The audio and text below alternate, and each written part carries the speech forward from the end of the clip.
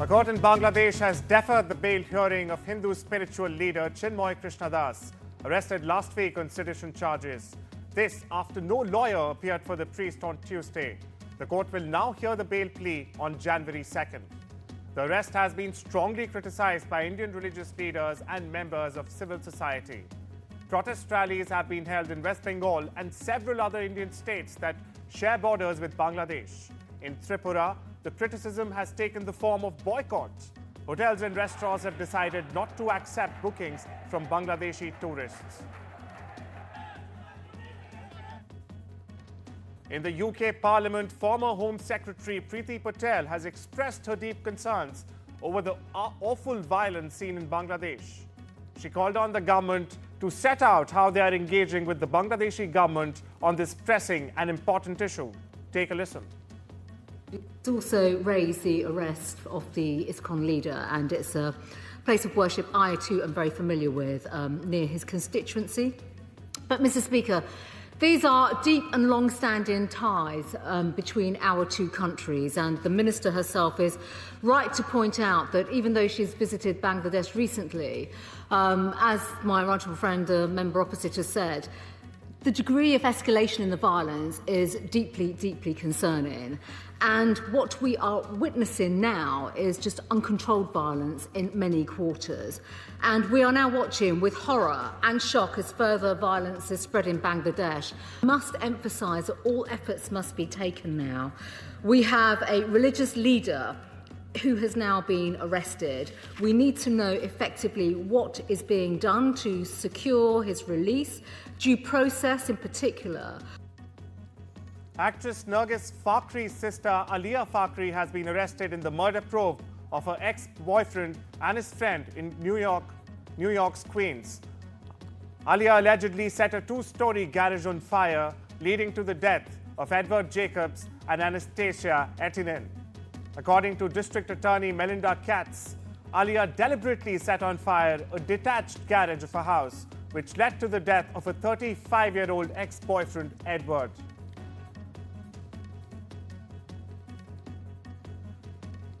The attack by a Syrian rebel group on the country's second biggest city, Aleppo, has left the US in a state of dilemma. Washington says it is not taking any position related to the recent attack, while maintaining 1,000 troops in Syria as part of the ongoing mission to fight ISIS. National Security Advisor Jake Sullivan's statement to the CNN has made the situation more difficult. He said that the rebel forces attacking the Syrian regime are designated as terrorist organizations by the US.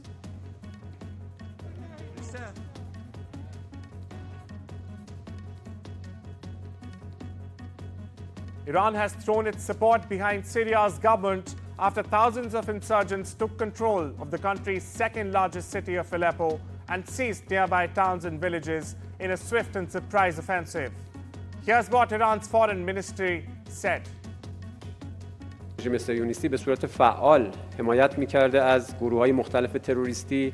هدف هم روشن هست، هدف هم تضعیف مقاومت و سوریه به عنوان یکی از محورهای اصلی مقاومت در برابر اشغالگری و هم به عنوان روشی دیرپا از سوی رژیم صهیونیستی برای ناهمسازی کل منطقه، برای ایجاد تفرقه و فتنه در بین گروه‌ها و کشورهای مختلف اسلامی است.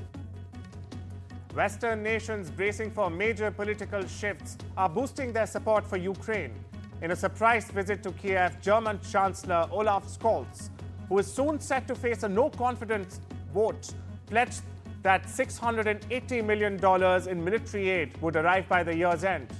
And the Biden administration, on the other hand, is also preparing to send an additional $725 million in anti-drone systems and munitions. Russia is reportedly open to discussing a Ukraine ceasefire deal with Donald Trump, but rules out making any major territorial concessions and insists Kiev must abandon its ambitions to join NATO. Moscow continues to demand, and I quote, demilitarization and denazification of Ukraine, and in the previous peace negotiations said Kiev's military should be reduced to 50,000. Dozens of Lebanese mourners gathered at a temporary cemetery in Tyre to exhume the coffins of loved ones and give them a proper burial in their own hometowns.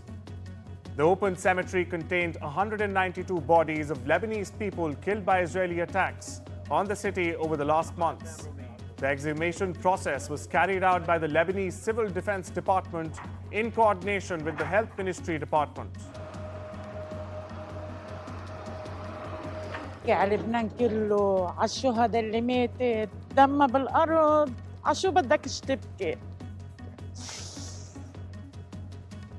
عملوا فينا اللي ما عملوا ما حدا كان معنا ما حدا ولا دولة كانت معنا الشهداء بتبكي على الشهداء اللي ماتت اللي حاربت كرمال أرضنا.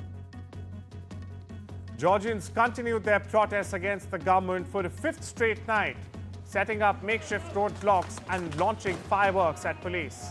Cops used water cannons and tear gas to drive protesters away from the parliament building. Protesters have gathered near the parliament building each night since Thursday. The protest started after the ruling Georgian Dream Party declared its decision to put the EU accession talks on hold.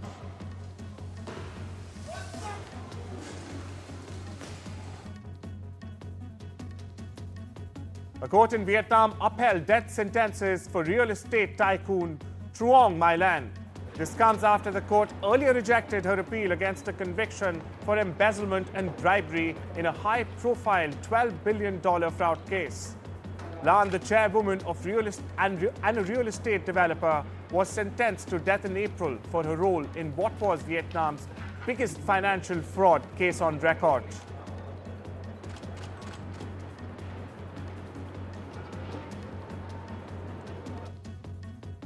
The world's latest sports crowd disaster unfurled in Guinea's Nazare Kore. Chaos erupted at a soccer game after fans protested a referee's call. Thousands of panicked spectators tried to flee the stadium, leaving at least 56 people dead in the West African nation. Footage circulated widely on social media showed people running as they tried to escape the stadium, many of them jumping the high fence. Many of the dead were reportedly crushed. It was not immediately clear how much the death toll could grow. Local media outlets also reported that amid the confusion, security forces used tear gas.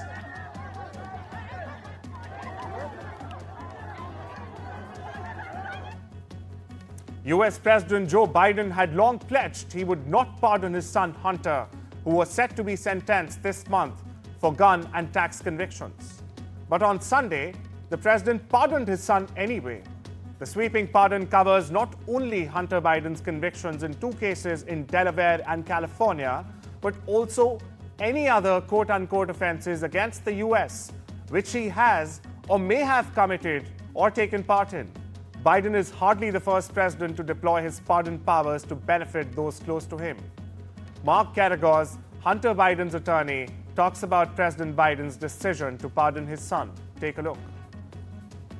Because of pressure from House Republicans, a special counsel was illegally and unconstitutionally appointed, and they revived the case that was dead in the water and had already been passed on.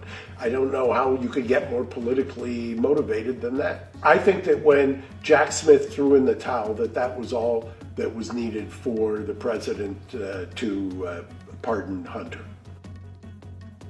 A truck driver in a vehicle with a Polish license plate caused a series of accidents on 2 German motorways or autobahns. According to authorities, the truck driver drove in a zigzag fashion, causing many injuries. Only after a collision with oncoming traffic did the truck come to a halt. German officials said that 50 vehicles were involved in the series of accidents near the city of Neuss in North Rhine-Westphalia.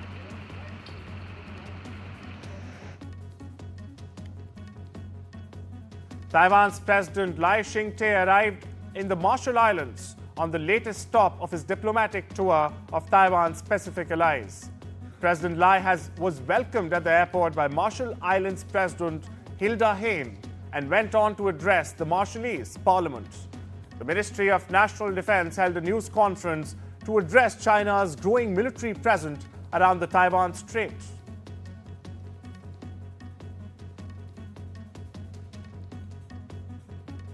Nepal's Prime Minister KP Sharma Oli has arrived in Beijing for a 4-day official visit to China. PM Oli was invited by Chinese Premier Li Qiang. They will hold bilateral talks and discuss matters of mutual interest. PM Oli is also scheduled to meet Chinese President Xi Jinping and Chao Leji, chairman of the Standing Committee of the National People's Congress of China. The Prime Minister will address a gathering at the Peking University and also speak at the Nepal-China Business Forum.